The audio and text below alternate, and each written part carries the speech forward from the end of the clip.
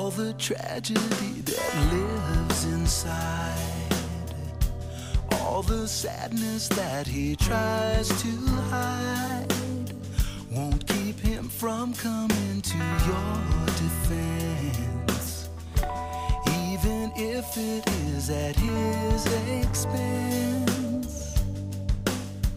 And he may fall, but he will never run. He will fight your battles one by one.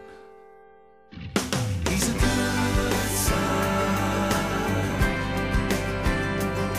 such a good son. Yeah, a good son. He's a good son. The weight of your world is his cross to bear. The fate of your life is in every prayer. No matter what the cost, he will pay the price. No matter what for you, he will sacrifice. And in his eyes is a world of damage done, but his heart won't quit till your war is won. Like a good son, such a good son. Yeah, a good son. He's a good son.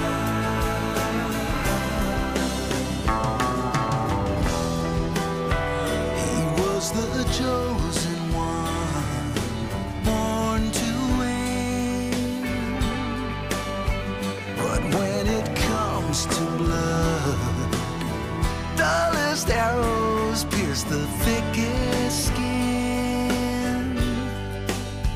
And if his truth is a loaded gun, he'll take the bullet for what you have done. Yeah, he's a good son.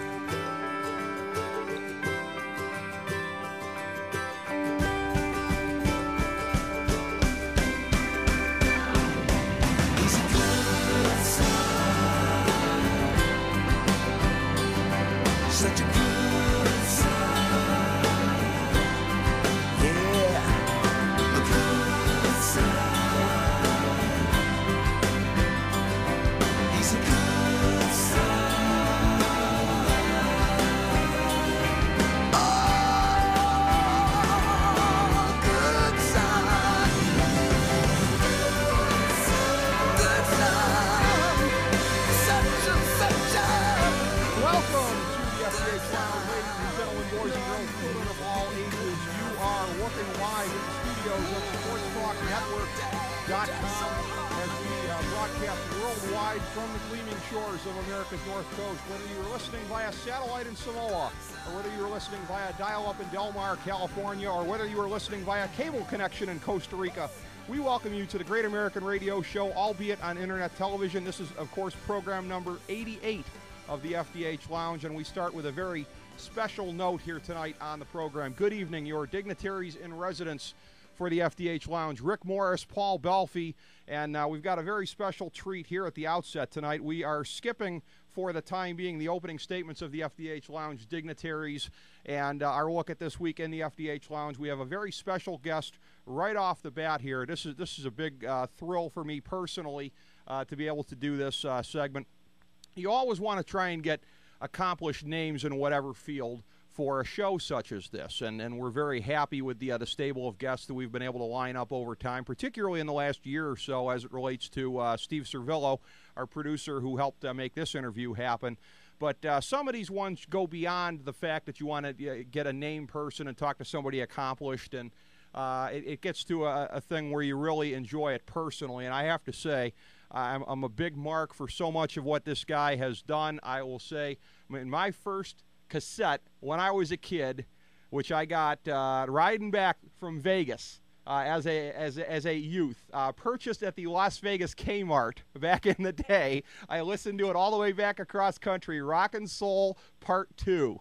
So that makes it especially fun to be able to bring in a man who is one half of one of the greatest units in the history of music, and somebody who is pursuing now his second solo album. I speak, of course, of the one and only John Oates. John, welcome to the FDH Lounge. Pleasure to have you on, sir. Hey guys, how you doing, man? Hey, it's really good to have you, John. It's great to have you here, a member of the Songwriters Hall of Fame, and you guys have had such a tremendous career together. Of course, we're very familiar with everything that you and your partner have done over the time. I got a chance in the last 24 hours. We received here at the studio your CD, 1,000 Miles of Life. I've been listening to a little bit of it. We were playing a little bit of that right before you came on. Talk about what you wanted to do with this project. It gives you creatively a chance to go, obviously, in a completely different direction. And we can hear some things on there, particularly the title track, where it's rocking a little bit harder than your typical Hall & Oates track. Well, I have a real kind of American roots rock and blues background, that things that I was doing even before I met Daryl way back in the dark ages. And on this album, I really wanted to explore that. I went down to Nashville, and I met a whole bunch of people that I really respected, a lot of really great players, like people like Jerry Douglas and Sam Bush, and from the world of bluegrass, and Steve Cropper, one of my guitar heroes, and some of the singers on the album are like Becca and Bonnie Bramlett, and you probably remember Bonnie from Delaney and Bonnie way back in the day. So it was just a chance to really kind of get into a much more guitar-oriented singer-songwriter, rock and blues kind of thing. It's interesting too, as I was listening to that, and of course this being your second go round with doing a solo project. I'm sure you had a chance to think about this the first time around and further kind of incorporate what you wanted to do. But how different, how strange is it maybe after all of those years? And as you pointed out, obviously you'd done some things before you hooked up with Daryl Hall, but you'd done so much with him for so many years.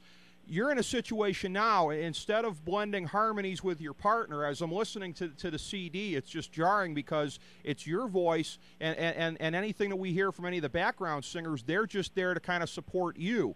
How strange is it to be in that kind of a role? Well, it's not that strange. I mean, Daryl is such a great singer that, his voice has become the trademark sound of Hall & Oates and all the big hits. And you never take that away from him, because we do something together that we just can't ever do separately. So that's why I went out of my way to do something completely different. And interestingly enough, all the background vocals on the new album are with women. And I've actually never in my career actually sung with girls and women. And I thought that would be a cool thing to do, something different. It would give it a different sound and really set it apart. Because after all, the last thing I want to do is try to make a Hall & Oates record without Hall, and vice versa. So I really wanted it to be different. A lot of the lyrics are really personal.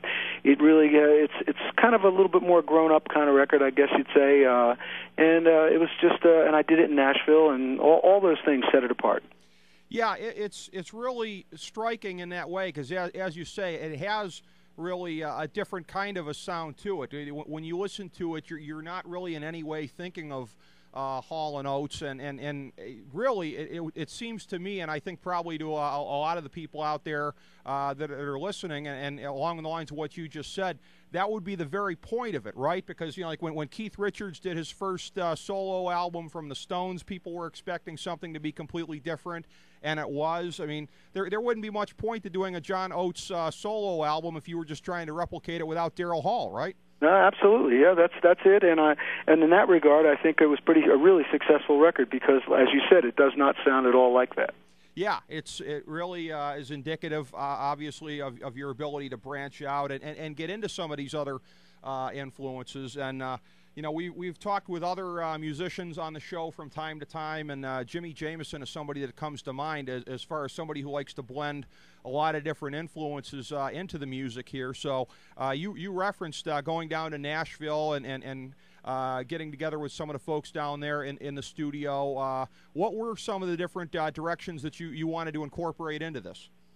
Well, I wanted to be very guitar oriented, and also I just wanted to. The lyrics were really important to me on this album, and I knew that in Nashville I would find the type of musicians and type of players who really knew how to frame a lyric and support a lyric, and that was very important to me. And after all, when you think about it, not to say that my album is country, because it is not country by any means, but when you think of musicians who play on a lot of these country songs, the lyrics are so important to those songs, and so I wanted to take that same sensibility to my music. Well, that's an interesting way of approaching it there. I have to ask you also, this is something that my producer, Steve Servillo, who got you booked, and I'm very grateful for that, wanted me to ask you about. He, of course, was able to get your contact information through the New York Songwriters Circle. He wanted me to ask you about that, and I guess as regards doing a solo album here, can you talk about the influences from that group and how that ties into your whole creative process?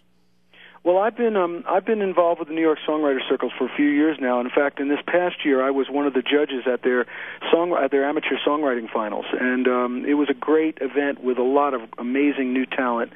And I always like the idea of mentorship. I like the idea of bringing up new songwriters, of encouraging and fostering new writers, because I think the music business is based on songwriting. It always has been. Without great songs, you really don't have much.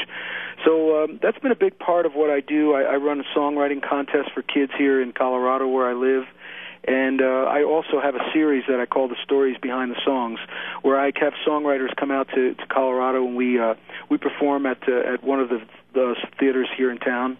And I like to do it in a very natural, raw, way. Just a songwriter with his guitar sitting on stage, no band, no production. And what it does is it really strips away all the kind of the superfluous stuff, and it brings it right back to the essence of the song itself, and that's really the key. In terms of influences from other songwriters and other performers, of course, that leads to talking about collaborative projects such as We Are the World, which, hard to believe, 25-year anniversary from that project. That was another question that our producer wanted me to ask you. This was a very good question on his part here. Is there anything that you're hearing through the grapevine as far as any type of comparable project with the Haitian earthquake situation? I have not heard of anything on a big scale, although I don't doubt that it's probably being tossed around by a lot of people. We have a local event that we're doing on February 11th in Aspen, Colorado, for the benefit of the Haitian people, and there's some good friends of mine run an orphanage down there, and they're very proactive, and they always have been with Haiti. So we're doing a little thing on our part on a local level, and I think it's pretty important that people do everything on a local level, and the sum total can be very powerful. Oh, that's excellent. Is there going to be information about that as time goes by? It's going to be on your website, johnoates.com? Oh, it'll be on the website. It's February 11th at the Wheeler Opera House in Aspen, Colorado. Oh. And we're going to have a lot of local musicians play. I'll go out and do a couple songs. And it's really a grassroots, local fundraiser is what it is. And, if people in every town did something like this, I think, there'd be some serious impact. Absolutely. I'm glad that you mentioned that and got a chance to talk about that. I hope that folks will go check out your website and get some more information on that. You've mentioned Colorado, which is your present locale. I know that typically whenever anybody really thinks of you guys, they think of Philadelphia. They think of the roots there. The whole Philly blue-eyed soul thing. Mm-hmm. You guys being one of the biggest exports really ever to come out of there. Something that it just has kind of struck me. I don't know if it's ever struck you in talking with fans that for me, typically, most of the stuff I've got on my iPod or CD collection or whatever is generally a little bit harder edged, but I am a huge Hall & Oates guy. I talk to a lot of other people that are the same way. It just seems to be kind of this odd vibe that even the people that you wouldn't necessarily think on the surface are going to be Hall & Oates fans really are. Do you ever get struck by that in terms of talking to people, that it really sometimes tends to be an outlier, that there's a lot of people that are Hall & Oates fans that you might not even think on the surface are? Well, I've over the years, I think some of our, the biggest support that we've ever had, above and beyond the audience out there, has been from like other musicians, and it's been amazing to hear the type of musicians who like the work that Daryl and I have done over the years. I mean, like I said, everything from bluegrass to country to heavy rock. I mean, I remember Axl Rose one time telling me that one of his favorite songs was this really kind of sensitive ballad that was on one of our earlier albums, which really surprised me. So we do get that a lot, and I think it has to do with hopefully it has to do with the quality of the songwriting that we've been able to create over the years. Yeah, Axl Rose. I guess that's a perfect example of what I'm talking about right there. Yeah, I mean that's. On the surface, you wouldn't necessarily identify him with that, but yeah, he just loves the music so much. But it's an odd thing too. I mean, what does it feel like to be in a situation with the legacy that you guys have had, to where at any point in time when you're flipping the dial, something's liable to pop up? I'll tell you, yesterday, your representation. I spoke with a gentleman from your office. He called me when I was on my lunch hour in my car. Talked to him for a little bit. 10 minutes later, I'm channel surfing as I always do, and what is it? I think she's gone. Pops on the radio. I mean, what does that feel like, to know that at any point in time you could hear one of these songs pop up somewhere? Well, it feels great. I mean, as a songwriter, I think the standard that you set for yourself is to write something that stands the test of time, and that's the ultimate. It's the ultimate goal of every songwriter. And some of our songs have done that, and they sound every bit as good and contemporary today as anything. And in that regard, I'm very, very proud, and I'm really proud of the legacy that Daryl and I have created together. And it's very gratifying. It's very gratifying to have had this long of a career in a very tough business, and be able to still do what I want to do and make music for a living. It's pretty nice. Well, the great thing is also too that you guys haven't really been locked in any kind of a set pattern here. We're broken up, we're together, or whatever. I mean, you've put out 2 solo albums in the last decade here, while in between doing the Christmas album, which actually I got a couple of years ago as well here. So as you're following the solo path here with the John Oates music, what does the future hold for you and your partner? What are you guys looking at doing as far as any potential touring or other projects in that Well, realm? we always work. We work all the time together, and we intend to continue to do it. We have no reason to stop. We have the freedom to do individual solo projects, which keeps our creative juices flowing. We can work together and basically represent like I said, the history and the legacy of what we've created together. Right now, there's no plans of doing a new album together. Daryl has an internet broadcast that he does. We just released a box set of basically our whole career called "Do What You Want, Be What You Are," and that's on Sony. It just came out, and people just really love it. It's got tons of tracks that have been unreleased and never heard before. So I don't know. In a way, Daryl and I kind of joke. We say that our history is our future, and right now that's what it is. In terms of new stuff, I think it's coming more from the individual side.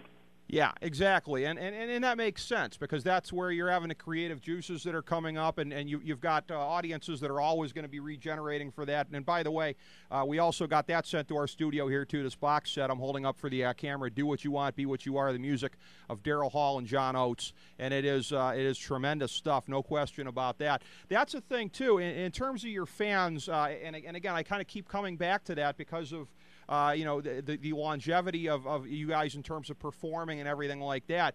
I would imagine you probably run the gamut when you're at shows. You probably have folks in the audience who are probably even significantly older than myself, ranging down to, I'm guessing, teens or maybe even a little bit younger. Do you see that vast disparity in the ages at your shows? We have always had a very wide age range in our audience, and it's as our audience has gotten older, I think they've turned on their kids and whatever to our music, but also our music has really reached a lot of young kids because of all the things that have happened with the movie 500 Days of Summer, and that used "You Make My Dreams Come True" in such a prominent way in that movie, and also a lot of the new bands, people like the Killers, Gym Class Heroes, and those guys who have talked to their fans about how influential we were to them, and now a whole group of new fans have kind of checked us out because of their because of the new bands that they like. It's just really interesting, too, the tapestry of a career like yours. As I was preparing for the interview, as I was looking here, I mean, there were some things I came across that I didn't know that even surprised me. I mean, there's another 80s tune that I liked, and I don't know if Paul Belfi on the other side of the glass knows this, but co-writing and singing backup on Electric Blue by Icehouse. I had no idea you were involved with that, but that was... you've just had so many great things over the years. It's just the chance to collaborate on stuff like that and work with as many musicians. I mean, that just obviously has to mean so much to you in terms of, the totality of what you've accomplished. Oh, yeah. I mean, collaborating, whether it's collaborating with Daryl Hall or collaborating with other people, is really the magic that drives everything. I think, every once in a while, you write something on your own and it's a real personal expression, but I think some of the best stuff is stuff where people are sharing creative ideas. And I love collaborating. When you get people on the same page and really working together to do something, I guess, greater than the sum of its parts, that kind of thing. So, yeah, I'm a big fan of collaboration, and I look forward to doing that as often as I can.